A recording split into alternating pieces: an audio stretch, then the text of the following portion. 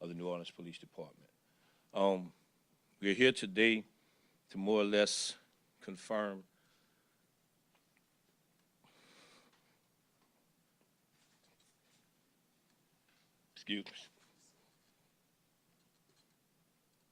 confirm the loss of one of our own. Difficult day. Very, very difficult. You know, as a chief, you try to prepare yourself to for that dark day in which you may have to, which we never would want to see, have to inform a family of the loss of their loved one in the line of duty due to senseless violence. But on yesterday, having to inform a wife and 2 sons that the husband and father was not returning home because of senseless violence while off duty is even more difficult. So on yesterday, we did in fact lose Detective Everett Briscoe, 13-year veteran assigned to the 1st District Persons Crimes Unit. I want to express my condolences to the Briscoe family, as well as the 2nd victim of this horrible incident, family as well, our NOPD family, and all. I want to thank the mayor of Houston, and more importantly, my brother, my friend, Chief Troy Finner. You know, you heard him speak yesterday. We've been knowing each other 8, 9 years now, and he has been like a big brother to me. And he's walked me every step of the way throughout the investigation on yesterday in ensuring that the families were properly notified before he gave any information to the public, ensuring that the friends of our victims were taken care of while they're out there as well. So I want to thank he and his team for working with us during this difficult time. I'm saying all this up. I have my talking points. I'm trying to get them together. You talk about community policing. We always speak about community policing and how we have to do a better job at doing that. You couldn't have a better community police officer than Everett Briscoe. He was a member of the Zulu Club. He marched in Southern University's marching band. He just completed his schedule last week pursuing his bachelor's degree at Southern University of New Orleans. He said he wanted to be an example to his sons, so he had to finish what he started. And to hear this today, to stand here before you today is just, it is hard, I can tell you that. You know, he did everything that he can to be a part of the community and bring the community together. I received so many phone calls outside of law enforcement, outside of Houston's law enforcement as well, just community people speaking to how he helped them. He encouraged a lot of our kids. He worked with many community leaders to put events together. So we lost a good one. We lost a good one. So with that being said, we're still in the process of working with his wife to get his body back here. When his body is here, we're going to work with her to put together the services. I have ordered that all flags at our various districts and buildings will be at half staff until his services have been completed. And we will wear our mourning badges, our mourning bands on our badges.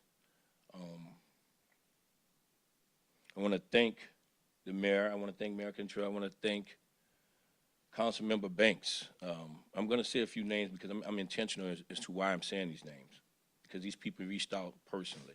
Thank the mayor of Houston. I want to thank Councilmember Brissett. I want to thank District Attorney Jason Williams, Pastor Alex Bello, Pastor Jamal Weathersby. I want to thank them all because those are the phone calls that I got throughout the night. So with that being said, I'm going to step aside and ask our mayor to say a few words, and I'll come back and close it out. Mayor.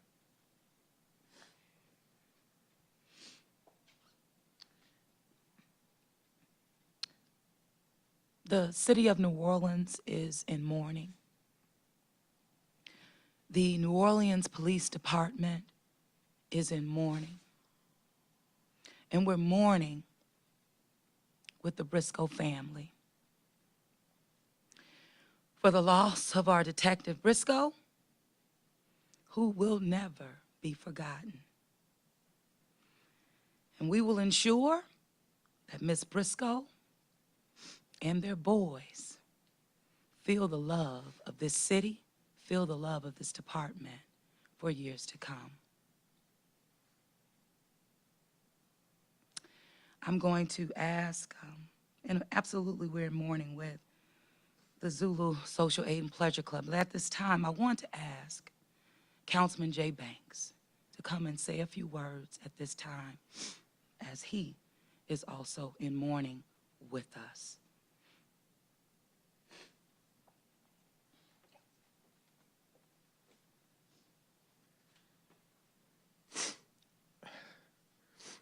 I've known Everett for a very long time. Actually, when he and Terrell started dating and got married, I've known Everett. And I'm going to tell you, Everett was a gem. He was a jewel. He loved this community, and he did everything he could to help make it better, not just as a police officer, but as a citizen. It is very true that we lost a really good one. And y'all, I gotta tell you, I'm about tired of doing this. I was at the house last night. Nick started his senior year. Terrell is asking me, who's gonna teach him how to tie his tie?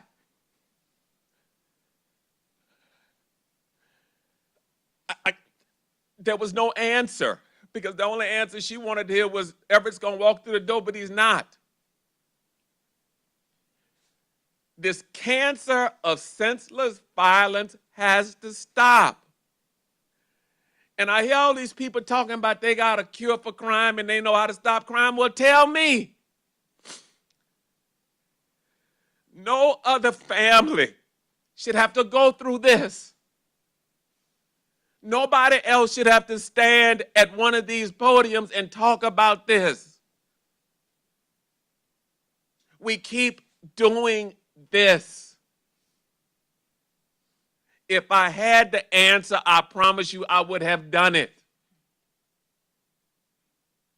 There have been way too many times that we are doing this, man.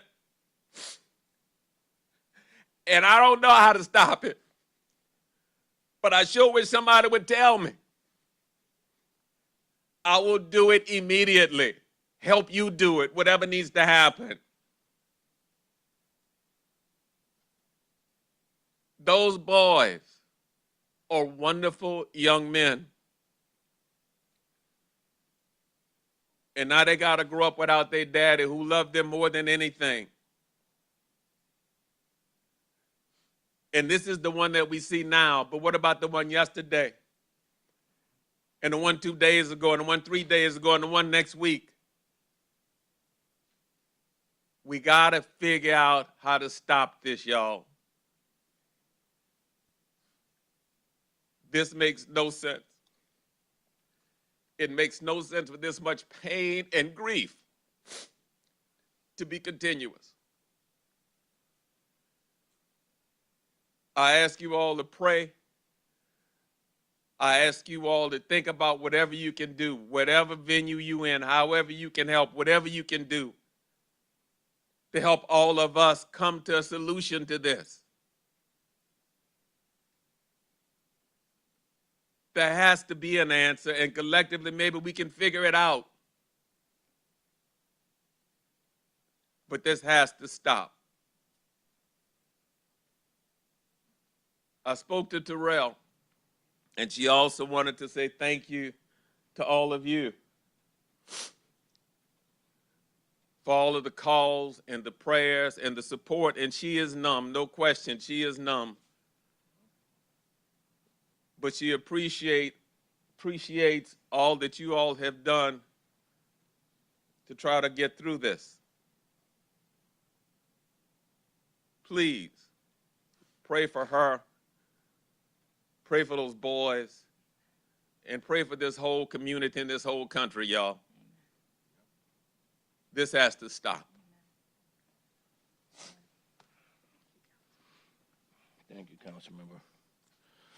So, in closing, I want to mention and just what Councilmember said.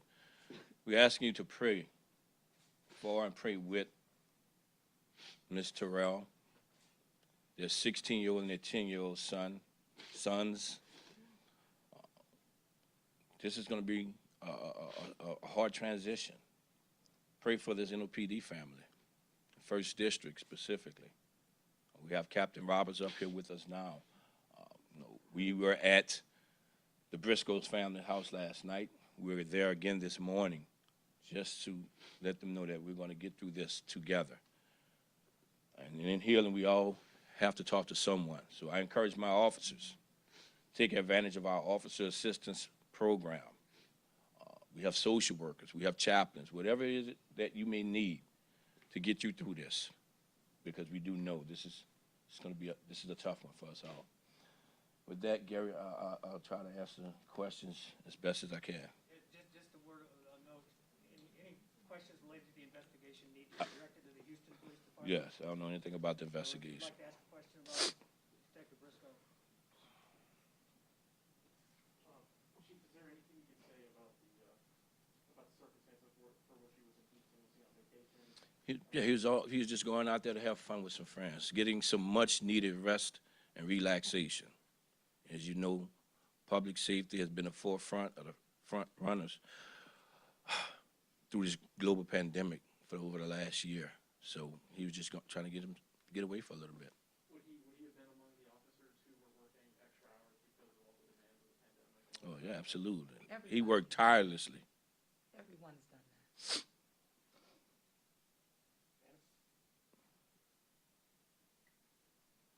Chief, I wanted to ask you, what can you tell us about Everett as a detective and officer? Can you tell us a little bit more about that and how you want the community to remember him? So, I mean, he started his career in the 2nd District, then he went to the 1st District. Then he went to homicide. And from homicide, he went to the 3rd District and ended up back in the 1st District. He was a great officer, a great detective, a great friend. Remember, hurricane, a few years ago. I was not prepared for it. You know, lights went out at my house. Had to spend a day or two without power. I worked with Everett in the 2nd District, so went back to work once everything was good. Was at work talking about how I needed to buy or purchase a generator, invest in one, but I didn't have a vehicle to get that generator home. Everett picked me up from my house and brought me to Home Depot, got that generator on his truck, and brought it back to my house, and we put it together. So that is the type of person he is. If you are in need, he will give you the clothes off his back. Yes, sir. So you mentioned he was just about to graduate from Southern University. How was he always looking to better himself? I mean, that's a great example. That was an investment in himself personally, furthering his education, but also being that mentor, that leader to his family, to his sons, to let them know to don't settle for the regular stuff. Just keep pushing forward, and that is what he was trying to do. And he continued to do that with our community. Whatever he could do, he was a part of it. One guy called me and was telling me how he marched in Southern University Band with Everett back in 1996. He said Everett has not missed a birthday wish to him since 1996. That's the type of person we're talking about. Yes, ma'am.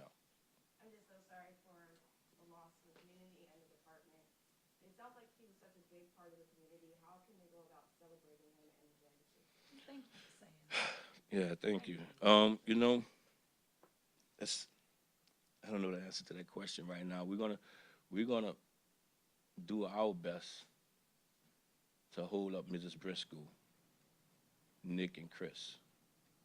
That is my #1 goal right now, in honoring Detective Briscoe is giving her all the support that she needs to get through this.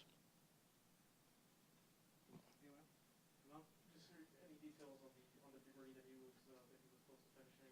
Was it criminal justice? It's criminal justice.